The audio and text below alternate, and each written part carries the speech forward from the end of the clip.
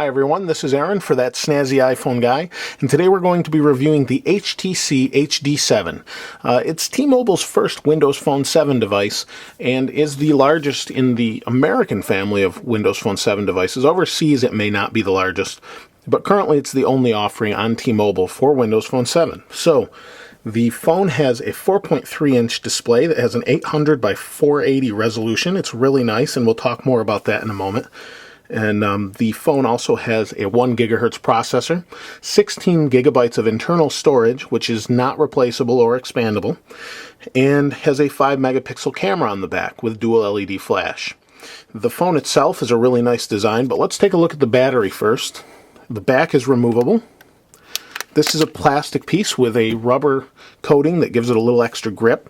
Everything else is metal. This is plastic, but everything else you see on the outside is metal, including the band, and then you have glass. It's really nice. So you've got your SIM card down here. I'm currently using AT&T with the phone unlocked. So unfortunately I don't get 3G. I've got Edge. But Wi-Fi seems to do just fine.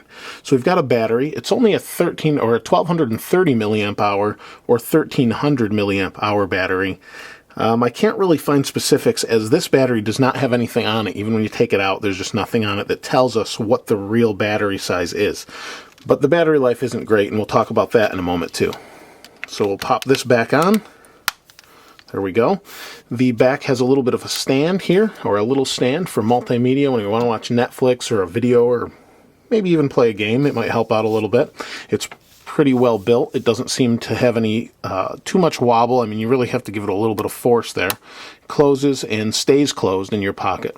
On the back we have a speaker. On this side there isn't anything but a nice metal titanium looking band. We have a sleep wake button, power on button on the top that seems to be a little bit too recessed, but it is hard to bump, so it's okay, and I've read that other places too, that it is very recessed, but it seems to be responsive when you push it. On this side we have a volume up-down. We also have a photo button, as all Windows Phone 7 devices do.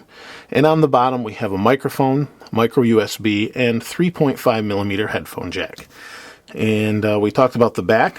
On the front we have our typical Windows, search, and back buttons. And we kind of have what looks to be like a speaker grill on the bottom and top where your earphone is. And the idea is when you're listening to music or watching a movie, it's supposed to kind of resonate through there, but it just doesn't seem to work really well. It's supposed to be stereo and just doesn't seem to do a really good job. The speaker on it is plenty loud, but is not the quality of something like an HTC Surround that's designed for that. You're really going to be wanting to use headphones with this, or an auxiliary jack in your car or something like that. Let's go ahead and turn on the display. The display is pretty bright when you're not comparing it to another phone. If you have another phone next to it, it actually looks pretty dim and may not be that bright in sunlight. Although I'm not in a very sunny state, so I can't really tell for sure. But if you're in a sunny state, you may want to consider that before you go and buy this phone. So let's go ahead and unlock it. The display is really responsive.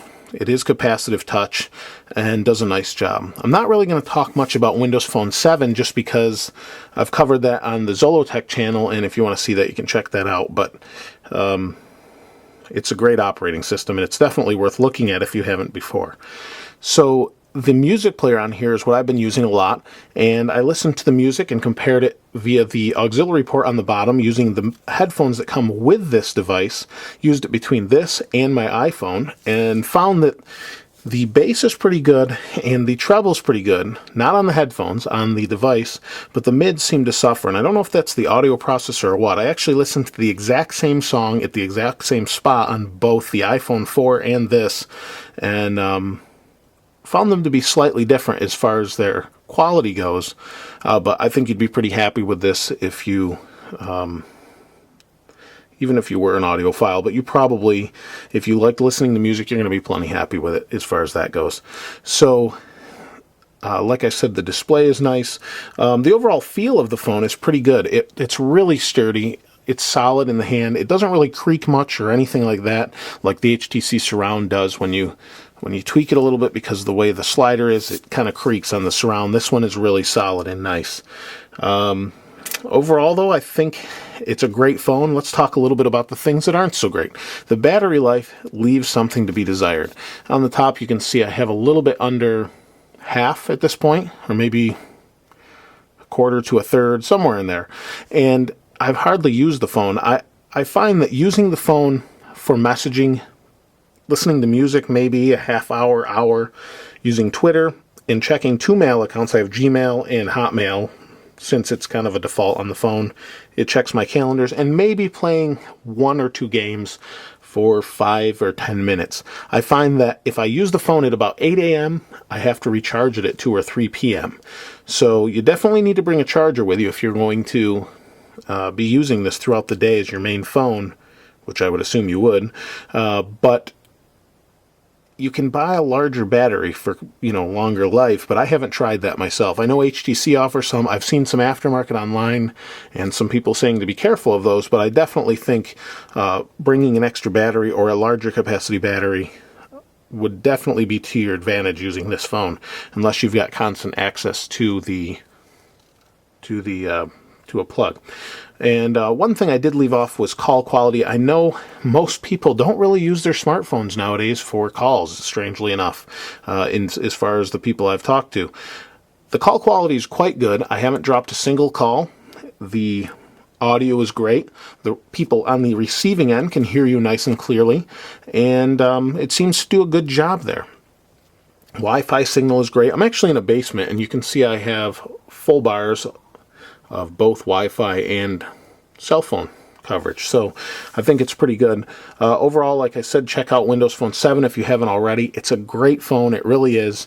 It's definitely worth looking into, especially even if you have an AT&T account and you're looking for a larger device. This is a really, really nice phone. Be sure to check it out. If you have any questions, though, feel free to ask. And thanks for watching. As always, stay snazzy.